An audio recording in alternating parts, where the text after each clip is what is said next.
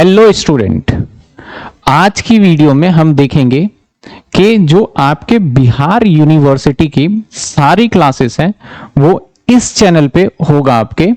इसके अंदर आपके कोई भी सेमेस्टर हो, हर सेमेस्टर के हिसाब से प्रॉपर स्टडी करके हम आपके सब्जेक्ट्स को डाल रहे हैं। तो आपको बिल्कुल टेंशन नहीं लेना कि आपका एग्जाम से रिलेटेड है या नहीं। अगर किसी स्टूडेंट को, क्योंकि बिहार में बहुत सारी यूनिवर्सिटी है, किसी स्टूडेंट को लगता है कि आपके अकॉर्डिंग नहीं डल रहा है यहां, तो प्लीज आप क्या करिए, नीचे दिए गए व्हाट्सएप नंबर पे अपना जो भी पीडीएफ हो या कुछ भी शेयर करिए। डेफिनेटली हम आपके सिलेबस को उसके हिसाब से भी कस्टमाइज करेंगे। अब जो इस चैनल पे मैं वीडियो अपलोड कर रहा हूं कि फॉर एग्जांपल आपका फाइनेंशियल अकाउंट है या फिर आपका कॉर्पोरेट अकाउंट है या आपका इनकम टैक्स है, उदाहरण के तौर पे लेते हैं, तो हो सकता है कि मैंने इनकम टैक्स इसी साल पढ़ाया था, तो मैं क्या करता हूं, उस वीडियो के आपके सिलेबस के हिसाब से अपलोड करता हूं। और बीच बीच में हो सकता है कि जब मैं पढ़ा रहा था लाइव क्लास में, तो कुछ दिल्ली यूनिवर्सिटी के बच्चे हो सकते हैं, कुछ असम यूनिवर्सिटी के हो सकते हैं। तो अगर मैं बीच वीडियो में ये वर्ड यूज करता हूं तो आप उसको इग्नोर करिएगा। आपको ये रहना है कि आपके अकॉर्डिंग और आपके बिल्कुल लेटेस्ट सिलेबस के अकॉर्डिंग कराया जा रहा है। तो होपफुली आप इस बात को देखेंगे और आगे कंटिन्यू वीडियो देखेंगे। तो अब आगे अपनी स्टडी स्टार्ट करिए और ज्यादा से ज्यादा मेरी आपसे रिक्वेस्ट है, ज्यादा से ज्यादा अपने दोस्तों के साथ यूनिवर्सिटी के अंदर इस वीडियो को शेयर करिए, क्योंकि अब आपको कहीं यूट्यूब पे भटकने की जरूरत नहीं है। Thank you so much. चलिए आगे कंटिन्यू क्लास करते हैं। हेलो स्टूडेंट, कैसे हैं आप? तो आज हम पढ़ेंगे कंपनी लॉ के अंदर 1% कंपनी क्या होता है, पूरी डिटेल में जानेंगे हम।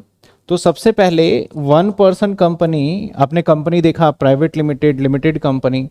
तो इसी तरीके से जब न्यू कंपनी लॉ आया था, यानी कंपनी एक्ट, जब कंपनी एक्ट हमारा क्या आया था सर? 2013।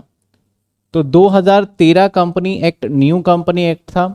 जब ये बन रहा था तो जब कंपनी एक्ट आया तो वहां पे एक और न्यू कंपनी को बना के दिया गया।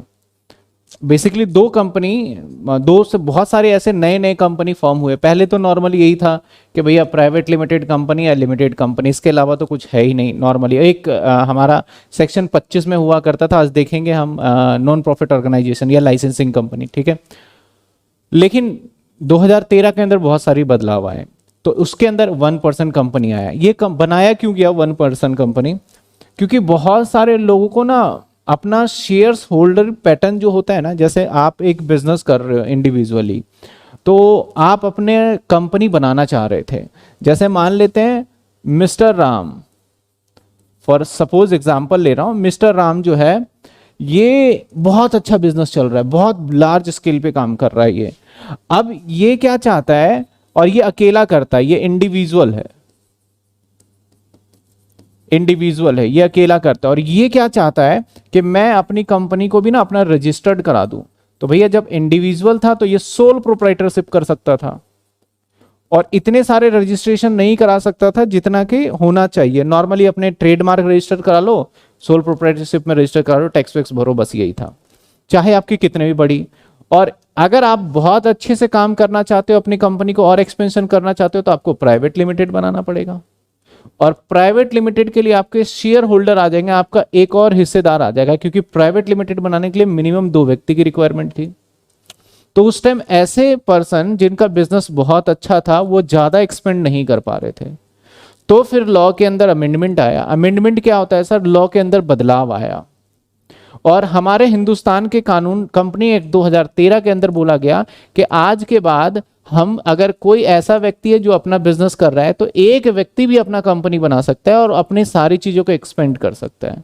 तो वही हमारा है क्या? 1% कंपनी, नाम आ गया 1% कंपनी। इसको शॉर्ट फॉर्म में ना ओपीसी भी कहा जाता है।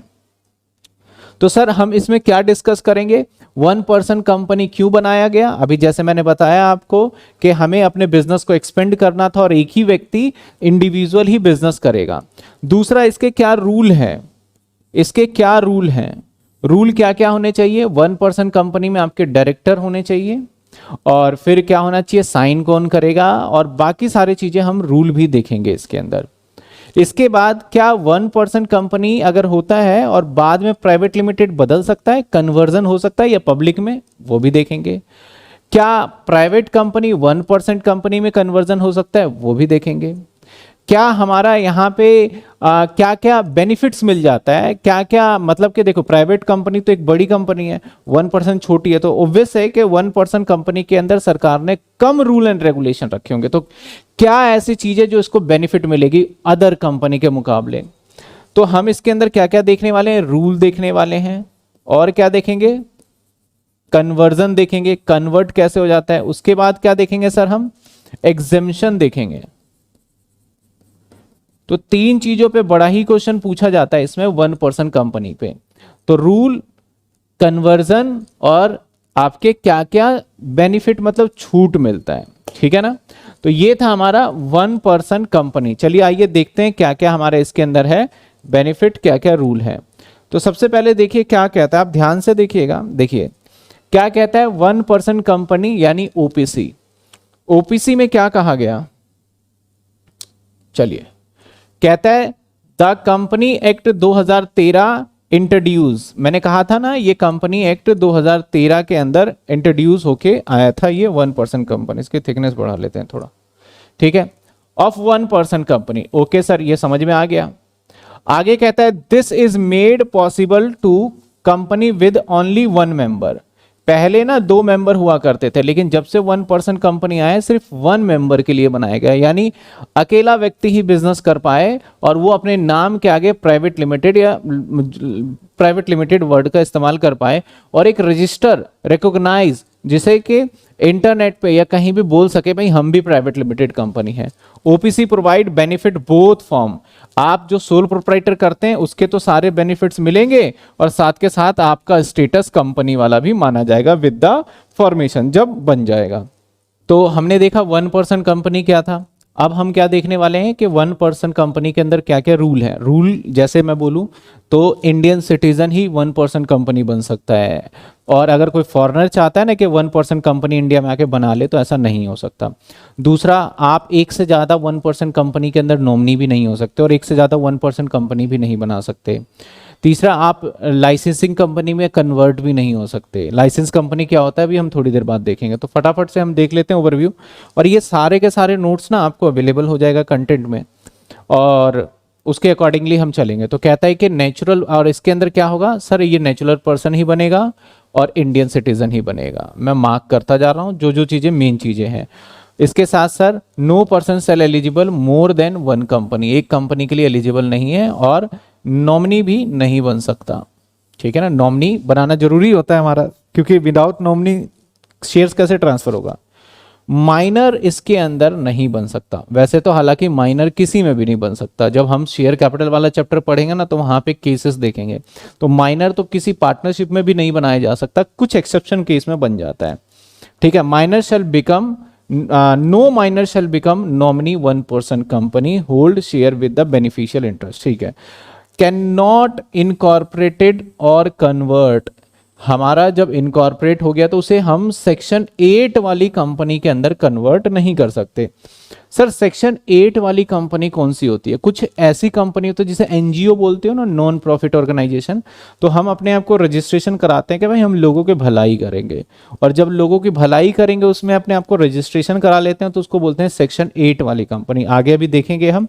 तो ऐसी कंपनी जो कि लोगों की भलाई के लिए होता है, उस कंपनी के अंदर आप कन्वर्ट नहीं कर सकते। आपने ओपीसी बनाया और बिजनेस कर रहे हो और बाद में बोलो कि हम लोगों की भलाई करने वाली कंपनी बनेंगे, तो नहीं, क्योंकि उनको ना बहुत सारे बेनिफिट्स मिल जाते हैं, टैक्स में छूट मिल जाता है, नेम में रिलैक्सेशन, हम अभी आगे देख लेंगे।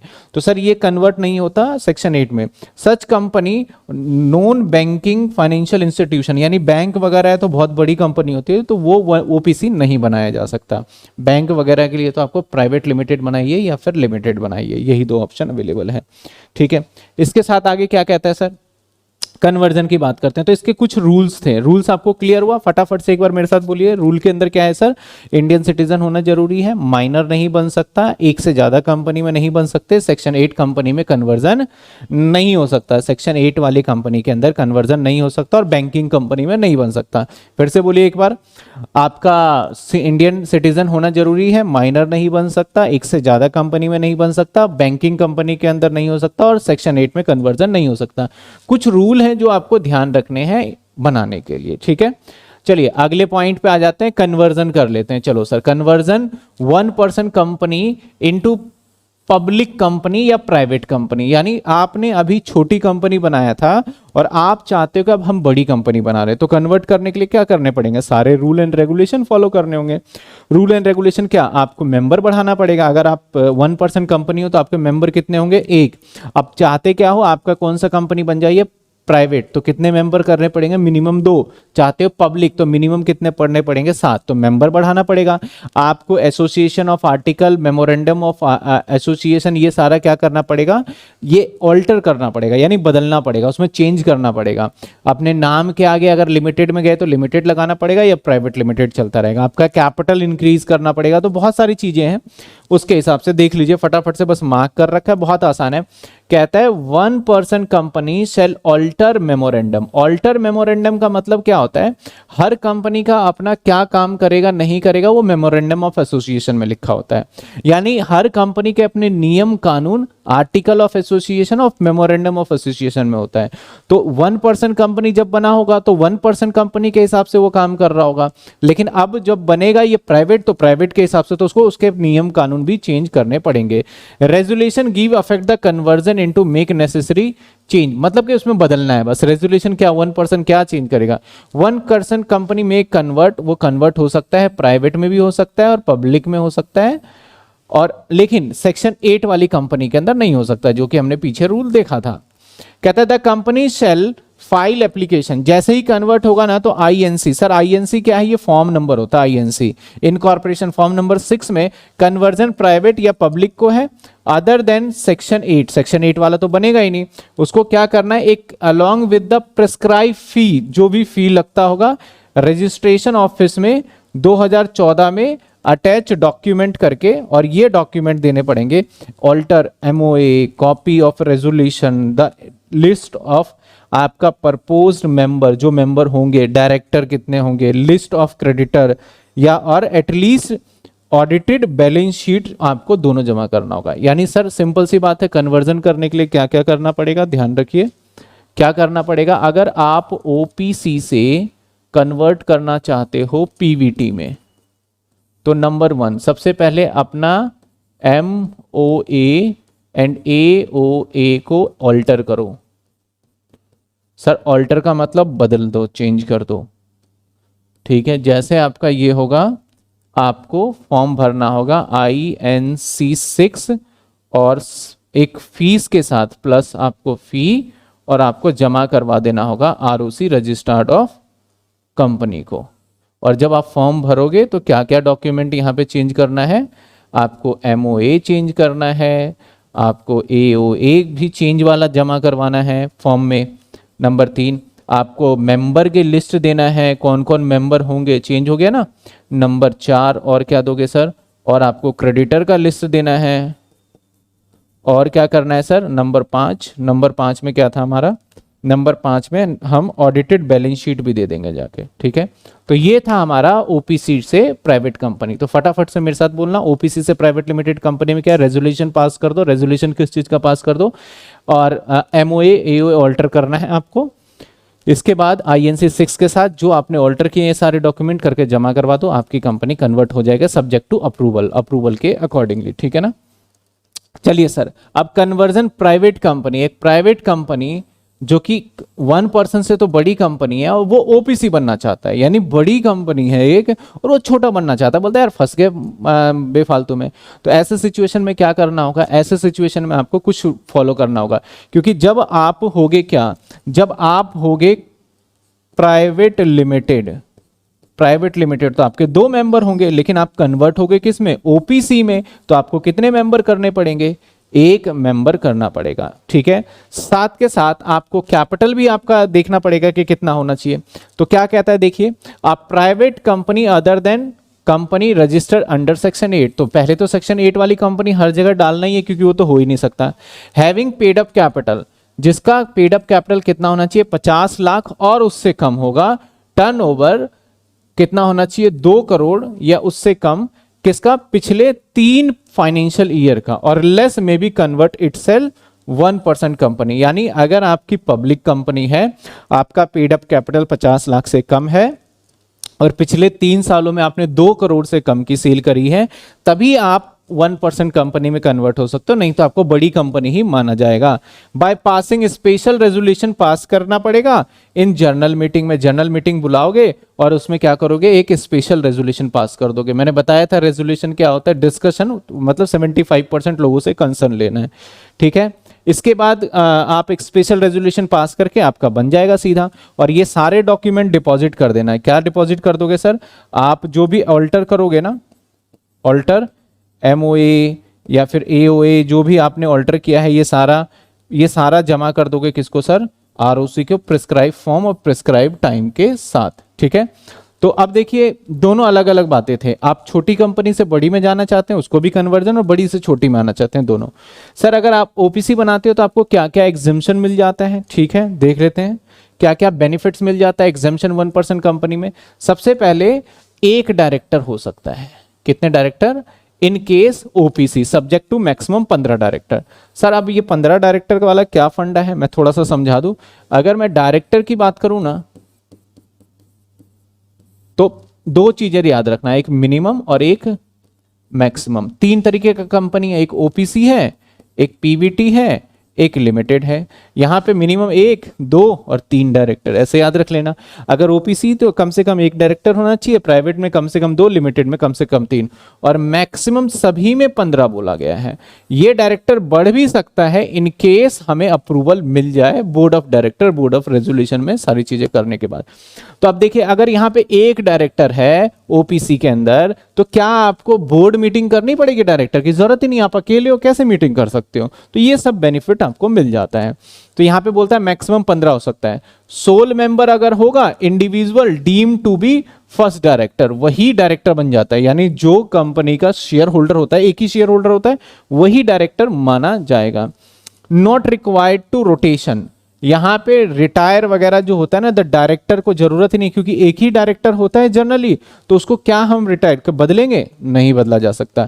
रोटेशन का मतलब क्या होता है, आप डायरेक्टर वाले चैप्टर में पढ़ेंगे कि हर डायरेक्टर को ना समय समय पे बदल दिया जाता है, कुछ समय के बाद उसको चेंज करना जरूरी होता है। ऐसा क्यों होता है, क्योंकि कंपनी में फ्रॉड वगैरह ना कर दे वो।